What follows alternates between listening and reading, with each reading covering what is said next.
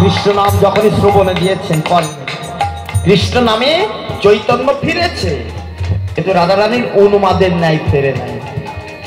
উন্মাদের ন্যায় মানে পাগলের মতো হয়ে গেছে, চৈতন্য ফিরেছে, পাগলের মতো হয়ে গেছে।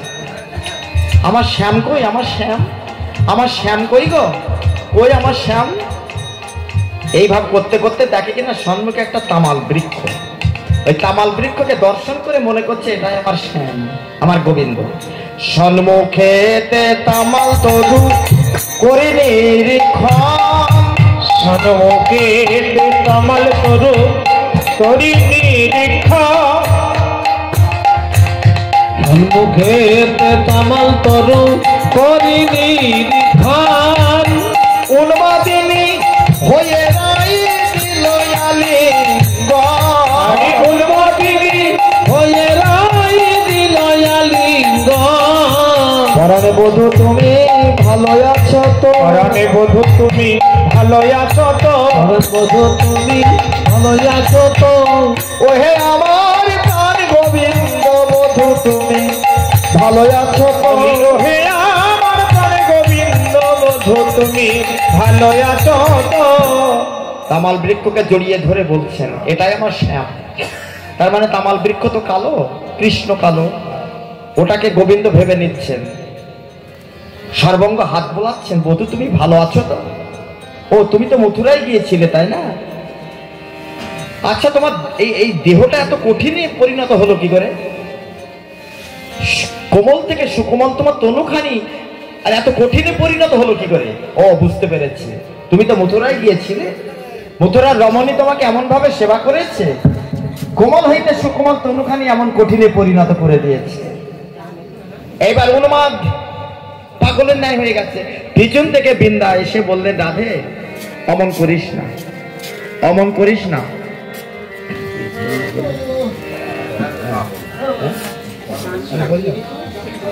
তোর এমন দশা থেকে আর সহ্য হচ্ছে না, তবে আমি শোন কথা দিচ্ছি, আমি এখনই মথুরায় যাব, গিয়ে যেখানে তোর গোবিন্দকে পাবো আমার এই কাপড়ের আঁচলে বেঁধে তোর কাছে এনে দেবো তোর গোবিন্দ। রাধারানী কেঁদে কেঁদে বললেন বৃন্দা আমার গোবিন্দকে নতুন করে আর বাঁধিস না, নতুন করে আর বাঁধিস না। যদি পারিস তাকে ভালোবেসে আমার কাছে নিয়ে আয়, আমার কাছে নিয়ে যাই। নতুন করে আর বাঁধিস না, কেননা বন্ধনে বন্ধনে জরাজিত হয়ে গেছে আমার গোবিন্দ। পারিস তো তাকে ভালোবেসে নিয়ে আয়। এবার বৃন্দা বললেন ঠিক আছে, ঠিক আছে, আমি তোর গোবিন্দকে ভালোবেসেই নিয়ে আসবো, আমি তোকে কথা দিচ্ছি, তবে তুই এমন উন্মাদের ন্যায় করিস না, আমি এখনই মথুরায় যাব।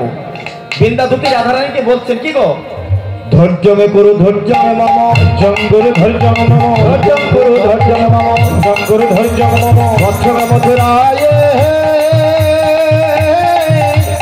গচ্ছ মে মথুরায়। হরে জঙ্গুরু ধৈর্য মম, গচ্ছ মথুরায়, গচ্ছ মথুরায়, গচ্ছ মথুরায়।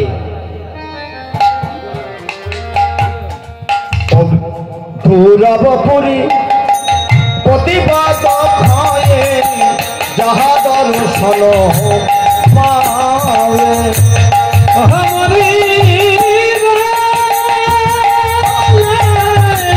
অতি ভদ্রম শীঘ্র করু গমনা,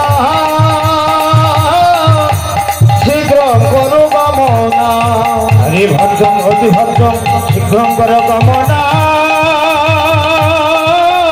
শীঘ্র কর গমনা। অবিলম্বে মথুরা নগরে প্রবেশ করল ললনা, আর অবিলম্বে মথুরা নগরে প্রবেশ করিল ললনা। মথুরাবাসিনী, মথুরাবাসিনী এক রামণি, মথুরাবাসিনী এক রামণি,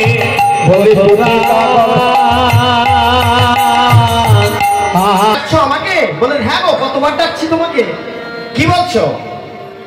আমাদের নন্দাত্যাজ কৃষ্ণাখ্যাত কাহার ভবনে আছে? নন্দাত্যাজ কৃষ্ণাখ্যাত? না না, ওই পরিচয়ে তো কেউ নাই এখানে। ওই পরিচয় এ তো আর তুমি যা পরিচয় দিচ্ছ আমি তো চিনতেও পাচ্ছি না, চিনতে পারলাম না তো। শুনি কহে ধনী তারে নাহি চিনি, শুনি কহে ধনী তারে নাহি চিনি, সো কাহাইবে আও সো কাহাইবে আও। আরে শুনি কহে ধনী তারে পরিচয় বলছো, ওই পরিচয় কেউ নাই।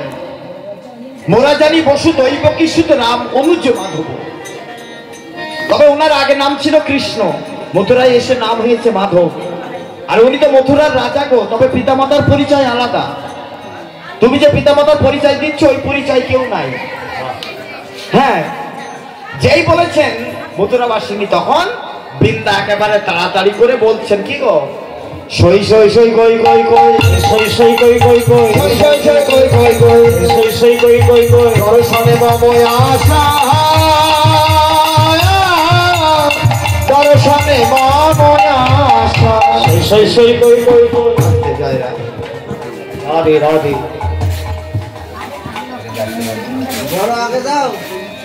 গেছে ওই দেখা যায় রাজবাড়ি, তাই ধবল সত্য উড়িতেছে ওই দেখা যায় রাজবাড়ি।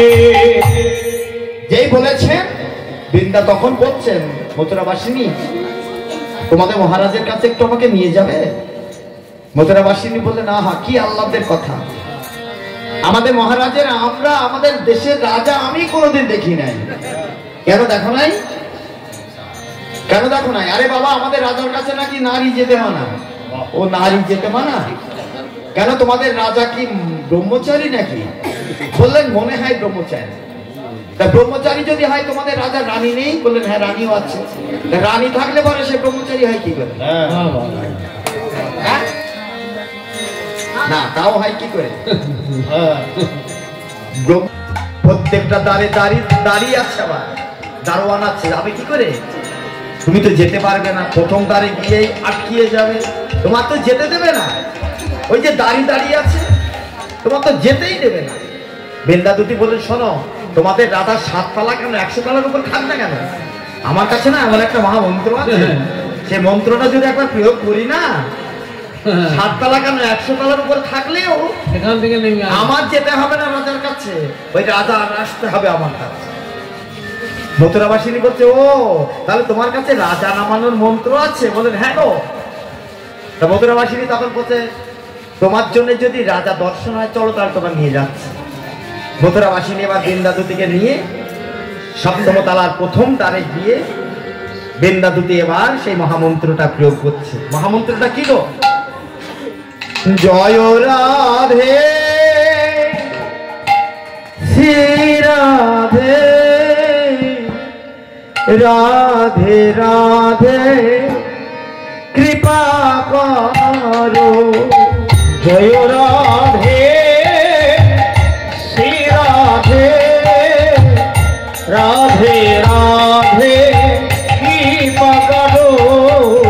জয় রাধে শ্রী রাধে, রাধে রাধে কৃপা করো।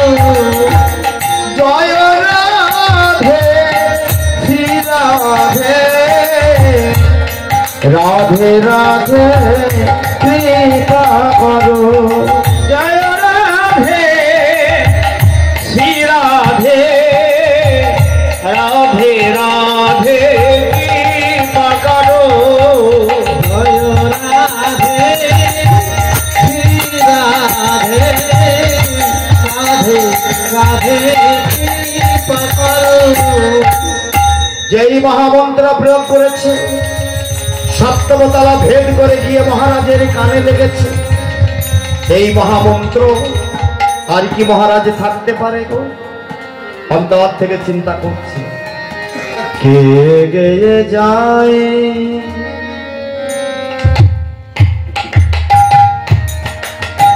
কে গেয়ে যায়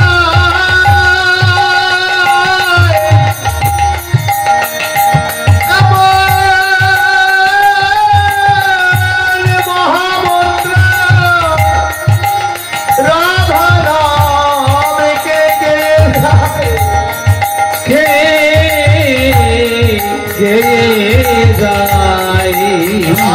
মথুরায় কেউ রাধা নাম করে না। তাহলে কে এলো এই মথুরায়? এমন বান্ধব কে? আমার প্রেমের গুরুর নাম আস্বাদন করালেন। যাই তো দেখে আসি। সপ্তমতলার থেকে মহারাজ ধীরে ধীরে নেমে আসছেন। নিচে নেমে এসে তাকে কিনা বৃন্দা দাঁড়িয়ে আছে। বৃন্দাকে থেকে চিনতে পারলেন না মহারাজ কৃষ্ণচন্দ্র। বৃন্দার সম্মুখে এসে বললেন, কে তুমি? আমার প্রেমের গুরুর নামটা কে শোনালে? তুমি শোনালে। তুমি কোথা থেকে এসেছো গো? তোমার নাম কি? তোমার তো আমি চিনতে পারলাম না। কে তুমি?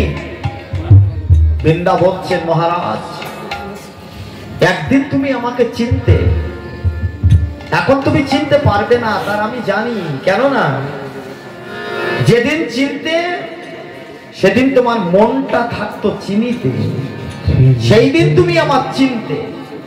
এখন মন তো চিনিতে নেই, মন মজেছে তোমার চিটে গুড়ি। হরি বল, হরি বল। যার জন্য তুমি আমাকে আর চিনতে পারছো না। চিনি কে আর চিটে গুড় কে? চিনি হচ্ছেন আমার রাধারানী, চিটে গুড় হচ্ছে কুব্জা সুন্দরী। মথুরায় গিয়ে যে পাট রানী হয়েছেন মহারাজ কৃষ্ণচন্দ্রের, কুব্জা সুন্দরী। চিটে গুড় কেন বলছেন? কেননা একে কুব্জা দেখতে ভালো ছিল না, মানে আমার থেকেও কালো। আমার থেকেও কালো ছিল, তাতে আবার এই পিঠের উপরে না 1 কুইন্টাল একটা আব ছিল, এইভাবে বেঁকা হয়ে হাঁটে। তা বৃন্দা গিয়ে বলছে, সত্যি মহারাজ মথুরায় কি আর কাউকে পাওনি তুমি? রানী বটে। হ্যাঁ, মথুরায় আর কাউকে পাওনি? তোমার রুচির বলে হারি যায়, তোমার রুচি বোধ তোমার নাই, পেলেই হলো নাকি? হরি বল, হরি বল, হরি বল। রুচি বোধ নেই তোমার। ছি, তোমাকে ধিক না দিয়ে আমি আর পাচ্ছি না। তবে একটা কথা বলি, কুব্জা সুন্দরী এই পাটরানী কেন হয়েছেন তো? কি করে হলেন? আগের জন্মের একটু কথা বলি। আগের জন্মে কে ছিল কুব্জা? কি মায়েরাকে বলতে পারবেন? মায়েরা হ্যাঁ না কিছুই বলছে না। তা তো বলবে না। কেন বলবে না? একটাই কারণ, ওনারা তো বায়না নেননি। হ্যাঁ, মায়েরা তো বায়না নেই, বায়না আমরা নিই। তা ঠিকই। হ্যাঁ, কীর্তন সময় বায়না তো নেননি আপনারা, আর আমরা কীর্তন করার বায়না নিয়েছি। আমরা আমাদের বলতেই হবে। আগের জন্মে ছিল রাবণের বোন শূর্পণখা, এই কুব্জা। পঞ্চবটী যখন ছিলেন, পঞ্চবটী বনে যখন ছিলেন রামচন্দ্র, পারিষদ ভক্ত যারা ছিলেন, এই শূর্পণখা রামচন্দ্রের রূপে মুগ্ধ হয়ে একটা সুন্দরী নারীর রূপ ধারণ করেছিলেন। মায়ার আকর্ষিত, হ্যাঁ, রূপের পরিবর্তন করতে পারতেন। একেবারে সুন্দরী নারীর একটা রূপ ধারণ করে রামচন্দ্রের কাছে গিয়েছিলেন। রামচন্দ্রের কাছে গিয়ে রামচন্দ্রকে বলেছিলেন, প্রভু তুমি আমাকে গ্রহণ করো। রামচন্দ্র বললেন, আমি তো তোমাকে গ্রহণ করতে পারবো না। কেন? তা রামচন্দ্র বুঝতে পারছে অন্তর্যামী ভগবান তো। শূর্পণখাই এসেছে একটা সুন্দরী নারীর রূপ ধারণ করে আমার মনকে ভোলাতে, কিন্তু শূর্পণখা তো জানে না আমি যে রামচন্দ্র। তুমি যে এসেছো শূর্পণখা, আমি চিনে ফেলেছি তোমার। তা আমি তো তোমাকে নিতে পারছি না, গ্রহণ করতে পারছি না। কেন? আমার তো একজন আছে। কই? সীতাকে দেখিয়ে দিলেন। আর রামচন্দ্র তো মর্যাদা পুরুষোত্তম, একজন ছাড়া দুইজন নেবে না, একজন ছাড়া দুইজন হবে না। রামচন্দ্র ত্রেতা যুগের মর্যাদা পুরুষোত্তম ছিলেন। হ্যাঁ, যাই হোক, ও তোমার আছে? বলে হ্যাঁ, ওই যে আছে একজন। তোমাকে নেবো কি করে? তুমি এক কাজ করো, তুমি আমার ভাই লক্ষণ আছে, ভাইয়ের কাছে যাও। তার মানে রামচন্দ্র পরীক্ষা করতে গেলেন যে ভাই লক্ষণটা কি করে দেখি তো। ভাই তো বানিয়েছেন, তাছাড়া রামচন্দ্রের ভক্ত হচ্ছে লক্ষণ। রামচন্দ্র ভগবান, লক্ষণ হচ্ছে ভক্ত। এই বাস্তব জগতের একটা সম্বন্ধ তৈরি করেছিলেন, লক্ষণকে ভাই সাজিয়েছিলেন। হরে কৃষ্ণ। তাছাড়া লক্ষণ হচ্ছে ভক্ত রামচন্দ্রের। এইবার দেখছে লক্ষণ কি করে দেখি তো, ভাইয়ের কাছে পাঠিয়ে দিই। আমি তো গ্রহণ করতে পারছি না, তুমি আমার ভাইয়ের কাছে যাও, লক্ষণের কাছে যাও।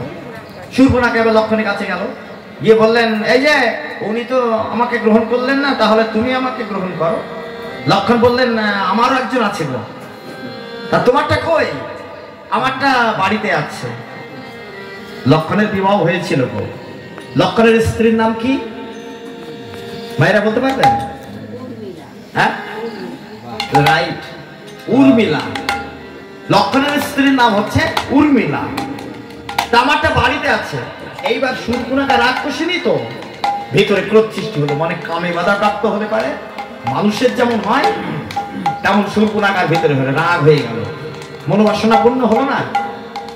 ওই মেয়ে ছেলেটার জন্য আমার বাসনা পূর্ণ হলো না, ওকে আমি রাখবো না, ওকে আমি রাখবো না, ওকে আমি খেয়ে ফেলবো। আবার রাক্ষসিনী রূপ ধারণ করে সীতাকে আক্রমণ করতে গেল। যে আক্রমণ করতে গেল, ঠাকুর লক্ষ্মণকে আর থাকতে পারে গো, সুন্দর করে ধনুর মানে বান যোজনা করে সুন্দর করে নাকটা কানটা কেটে দিলেন শূর্পণখা। মহাজন বিচার করতে লাগলেন, এ তো অন্যায় কিছু করে না, এখানে ভগবানের চরণে দাসী হতে চেয়েছিল, এটা কি অন্যায়? লক্ষণ নাক আর কানটা কেন কাটলেন? এখানেও একটা তত্ত্ব আছে, নাক আর কান কেন কাটলেন? শূর্পণখা তো নিজেকে রামচন্দ্রের চরণে নিবেদন করে দিয়েছেন। তা ভগবানের নিবেদিত বস্তু আর কোন গরু ছাগলে যাতে মুখ না দিতে পারে, হরিবল হরিবল, যার জন্য কুরুপা করে দিলেন, মানে একেবারে দেখতে বিশ্রী করে দিলেন, ওর দিকে যেন ফিরেও কেউ না তাকায়। বাহ বাহ বাহ, হরিবল। আমরা তাকাই কোন দিকে? যেদিকে সুন্দর, যেদিকে সুন্দর সেই দিকে তাকাই, বুঝলেন?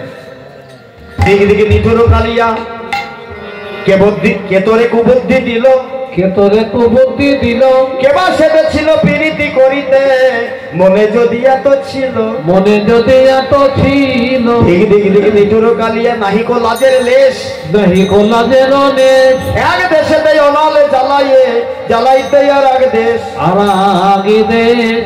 এই যে মহারাজ, এক দেশে আগুন জ্বালিয়ে এসেছে, আবার এই দেশে জ্বালাবে নাকি? অগাধ জলের মকর যেমন জানে না তিত কি মিঠো, জানে তিত কি মিঠো, সুরস পায়স চিনি পরি হরি, চিটাতে আদর এত, চিটাতে আদর এত, রুচির মনে হারি যায়। চণ্ডীদাস কই মনের বেদনে, কহিতে পরার ভাটে, কহিতে পরার ভাটে, সোনার প্রতিমা ধোলাই গড়া গড়ি, ওই কুবজা বসেছে খাটে, ওই কুবজা বসেছে খাটে। ওই খাটে কি কুবজা খাটে? হ্যাঁ, যে খাটে রায় ধনী খাটে, ওই খাটে কি কুবজা খাটে? হরিবল হরিবল। কৃষ্ণের বামে একমাত্র রাধাকে মানায়। হ্যাঁ? আচ্ছা, এমন করে বলতো বৃন্দাবনে আমার একজন, যার নাম বৃন্দাবতী, তুমি কি সে বৃন্দা? চিনলে চিনলে মহারাজ, অনেকে দেরিতে চিনলে। ও তুমি তাহলে বৃন্দা? তাহলে বৃন্দা তুমি কোথা থেকে আসছো বলো না? আমি ব্রজ থেকেই আসছি। তাহলে একটু ব্রজের কুশল বলো না একটু, আমার ব্রজবাসীরা কেমন আছে, আমার মা যশোমতী কেমন আছে, নন্দ মহারাজ, আমার সখাগণ কেমন আছে, সর্বোপরি প্রেমময়ী আমার রাধারানী কেমন আছে? শুনবে ব্রজের কুশল শুনবে? তাহলে বলি শোনো, তোমার নন্দ পিতা জেলেছে চিতা, এই প্রাণেতে জীবার তরে, তোমার নন্দ পিতা জেলেছে চিতা, প্রাণতে জীবার তরে, একবারে আয় গোপাল নলি খেয়ে যা,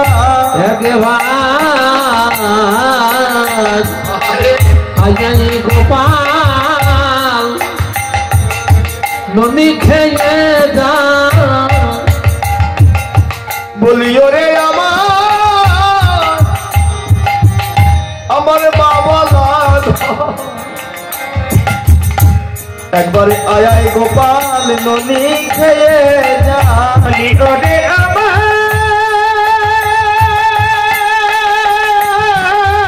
দেখে এসেছি, এতক্ষণ হয়তো প্রাণ ত্যাগ করেছে, সৎ কার্যের জন্য দেহটা ধরাধরি করে যমুনার কিনারে হয়তো নিয়ে এসেছে। মহারাজ কৃষ্ণচন্দ্র বললেন, চুপ করো বৃন্দা, চুপ করো, তোমার কাছে ব্রজের কুশল শুনতে চেয়েছিলাম, এটা কি ব্রজের কুশল হলো? বৃন্দা, আসবার সময় বলেছিলাম রাধারানীকে আজ যাচ্ছি, কাল আসবো, তোমার কাছে তা বলবো না, আমি বলবো বৃন্দা তুমি চলো, আমি আসছি, চলো তুমি, আমি আসছি।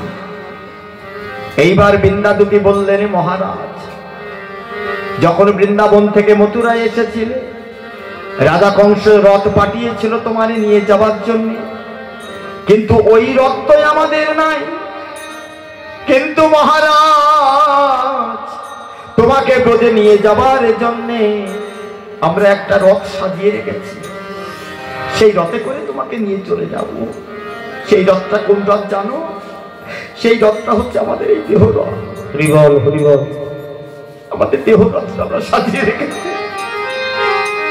তোমাকে ব্রজে নিয়ে যাওয়ার জন্য। একবার চলো, আগুন জ্বলছে ব্রজে, তুমি একবার গেলেই সে আগুনটা নিভে যাবে। আগুন জ্বলছে, তুমি একবার চলো, তোমার জন্য সব ব্যবস্থা করে রেখেছি আমি। একেবারে ব্রজে চলো ও ব্রজনাথ, দিনে দুয়ের মতো। একেবারে চলো ও ব্রজনাথ, দিন দুয়েকের মতো। তোমারে মনে বলে তো ভাগবে সে ধার, নইবে আসবে দ্রুত। তোমারে মনে মনে তো থাকবে সে ধার, নইলে এসো দ্রুত। একেবারে ব্রজে চলো ও ব্রজনাথ, দিন দুয়েকের মতো। যদি বলো শ্যাম ব্রজে যেতে চরণ, ধুলাই ধূসর হবে। আরে যদি বলো ব্রজে যেতে চলো, ধোলাই ধূসর হবে। তোমারে ব্রজগতি নয়নে জলে, তোমার চরণে ধুলাইবে। ব্রজে চলো ও ব্রজনাথ, দিন দুয়েকের মতো। যদি বলো শ্যাম ব্রজে যেতে যমুনা, কেমনে পার হব। আরে যদি বলো ব্রজে যেতে যাবো না, কেমনে পার হব। তোমারে ব্রজগতি দেহ ভেলাই পার করিয়া লব। একেবারে ব্রজে চলো ও ব্রজনাথ, দিন দুয়েকের মতো। কথা দিচ্ছি আমি বৃন্দা, আমি কথা দিচ্ছি, তুমি চলো, আমি আসছি। মাথুরে তো বাবা সাক্ষাৎ মিলন নেই, ভাবাবেশে মিলন। তার মানে কৃষ্ণচন্দ্রর সঙ্গে সাক্ষাৎ মিলন হবে কবে? ভগবান কৃষ্ণ যেদিন দ্বারকায় যাবে, গিয়ে প্রভাস নদীর তীরে প্রভাস যজ্ঞ করবে, সেখানে গিয়ে রাধারানী গোবিন্দের সঙ্গে সাক্ষাৎ মিলন হবে। আর ওই মিলনই বাবা শেষ মিলন। তারপরে ভগবান লীলাকে সম্বরণ করবেন। তা এখানে ভাবাবেশে মিলন। বৃন্দা তুমি চলো, আমি আসছি। বৃন্দা ফিরে আসলেন ব্রজে। এসে রাধারানী দশা দেখে বৃন্দা আর সহ্য করতে পারছে না। হাইরে হাইরে কি দশা হচ্ছে। ছুটে এসে রাধে রাধে বলে ডেকে বললেন, রাধে ও ওই দেখ তোর গোবিন্দ এসেছে, দেখ দেখ তোর গোবিন্দ ব্রজে এসেছে, আমি নিয়ে এসেছি। ভাবা বেশে ভাবা নয়নে রাধারানী দর্শন করছেন, গোবিন্দ এসেছে ব্রজে। যেই দর্শন করছেন, এবার রাধারানী গোবিন্দকে বলছেন, কি বলছেন গো? বহুদিন পরে বধুয়া এলে, বহুদিন পরে বধুয়া এলে, দেখা না হইতো পরানো গেলে। আরে দেখা না হইতো পরানো গেলে। দুঃখিনীর দিন দুঃখেতে গেল, দুঃখিনীর দিন দুঃখেতে গেল। মথুরা নগরে ছিলে তো ভালো। আর মথুরা নগরে ছিলে তো ভালো। বধু তুমি ভালো ছিলে তো, বধু তুমি ভালো ছিলে তো, বধু তুমি ভালো ছিলে তো। ওহে আমার প্রাণ গোবিন্দ, বধু তুমি ভালো ছিলে তো। ওহে আমার প্রাণী গোবিন্দ, বধু তুমি ভালো ছিলে তো। এমন ভাবে রাধারানী গোবিন্দকে বলছেন, পিছন থেকে বৃন্দা গিয়ে বলছে, আই হয়েছে হয়েছে, খুব হয়েছে। 7 বছর হয়ে গেল, 7 বছর হয়ে গেল, অত কথা বলতে হবে না। কতদিন পরে গোবিন্দকে পেলি এই নেক্ষীশ্বর নবনী নিয়ে। বিন্দা দুটি রাধারানীর হাতে তুলে দিলেন, ক্ষীরসর নবনী। রাধারানী এবার গোবিন্দের বদনে তুলে দিলেন। গোবিন্দের বদনে যখনই তুলে দিলেন, সেটা কি হলো গো? প্রসাদ। এইবার সেই প্রসাদ যখন রাধারানীর বদনে গেল, কি হলো তখন? হ্যাঁ, মহাপ্রসাদ। রাধারানীর বদন থেকে যখন আপনারা পেলেন, তখন কি হলো? মহা মহা মহাপ্রসাদ। যে প্রসাদ এতক্ষণ আপনারা আস্বাদন করছিলেন। এবার একটু বামে গিয়ে দাঁড়া, আমরা একটু যুগল রূপ দর্শন করি। বাবা